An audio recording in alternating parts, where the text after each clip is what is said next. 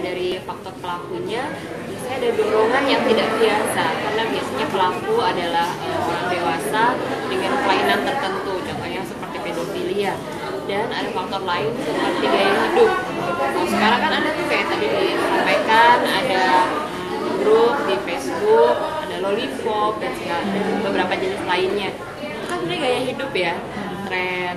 Kalau pedofilia memang ada kelainan yang tidak bisa kita kontrol. Yang itu biasanya juga disebabkan dari luka masa lalu, ketidakpuasan terhadap relasi dengan orang tua atau keluarga tertentu. Ya, itu menular nggak Mbak seperti itu sebenarnya itu orang-orang melakukan kekerasan seksual itu menular? Okay. Dibilang menular, saya jawab itu menular. Kenapa? Kalau lifestyle bukan hanya tentang kekerasan seksual atau pedofilia. Ketika kita bicara tentang teman saya sangat menyukai sate sedangkan saya tidak, tapi ketika kita terus menerus berkomunikasi dengan teman yang menyukai sate, kita akan ketularan sate seperti itu contohnya. Jadi yang namanya lifestyle tentu sangat menjanjikan. Okay. Kalau misalkan dari pelaku pedofil sendiri itu tuh lebih banyak laki-laki atau perempuan Mbak? Dan ada faktor khusus nggak kenapa di satu gender tuh bisa lebih banyak dibanding gender lainnya?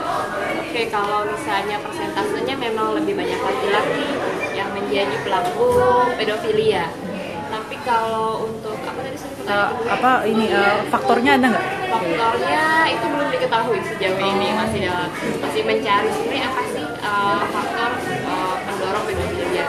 Tapi memang seperti yang saya ungkapkan tadi, di mana laki-laki memang tidak diberi kesempatan yang luas untuk mengekspresikan emosinya, mengekspresikan apa yang ia rasakan, ia pikirkan. Sedangkan kalau perempuan lebih diterima ketika dia menangis, perempuan lebih diterima ketika dia berkeluh kesah, perempuan lebih diterima ketika dia melakukan curhat, membutuhkan pelukan, itu perempuan lebih diterima. Oke. Ada karakter tertentu nggak yang bisa dilihat mungkin sekilas gitu kalau misalkan dia tuh melakukan pelecehan seksual pada anak atau nggak terdeteksi Mbak sebenarnya tuh? Oke. Pelecehan seksual pada anak dan dewasa tentu saja berbeda. Biasanya kalau di dewasa orang asing menggunakan kekerasan, lalu momen-momennya tidak terduga, seperti di jalan, seperti ada perampokan seperti itu. Tapi kalau anak, hanya orangnya adalah orang terdekat yang mengetahui situasi dan kondisi anak, termasuk situasi dan kondisi keluarga anak. Melakukan screening terhadap siapa yang berpotensi memang agak sulit, karena memang kita sebagai orang tua harus lebih aware, lebih sadar bagaimana anak menjalin relasi dengan orang lain, apakah itu hal normal, hal wajar atau tidak. Jadi memang tidak ada karakteristik tertentu, karena pelaku kekerasan seksual rata-rata mereka ramah pada anak, pakaian yang rapi, bersih, menyenangkan, jadi anak merasa aman dan tidak terancam.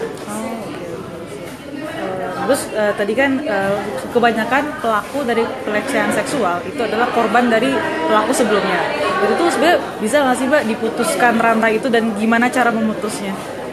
Cara memutusnya adalah dengan mengatasi korban, mengatasi traumanya, mengatasi emosinya, bagaimana yang dia rasakan. Jangan sampai dia menyimpan dendam sehingga dia ingin menyalurkan dendam itu pada orang lain.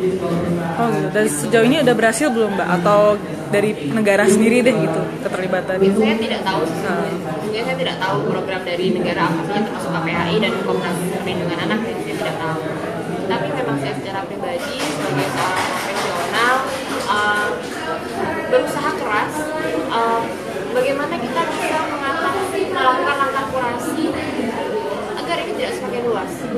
Salah satunya dengan meningkatkan kesadaran orang tua bahwa penting loh komunikasi dengan anak, penting loh menjalin kedekatan, intimasi yang berarti, bukan hanya sekedar duduk di satu ruangan dan main handphone semua. Okay. Langkah-langkah preventif itu sangat luar biasa berperan. Gitu. Jadi kalau misalnya ada korban, ya harus kita siap rangkul secepat mungkin, jangan sampai dia menyimpan itu terlalu lama. Kalau dia menyimpan terlalu lama, dia bisa berpotensi jadi pelaku.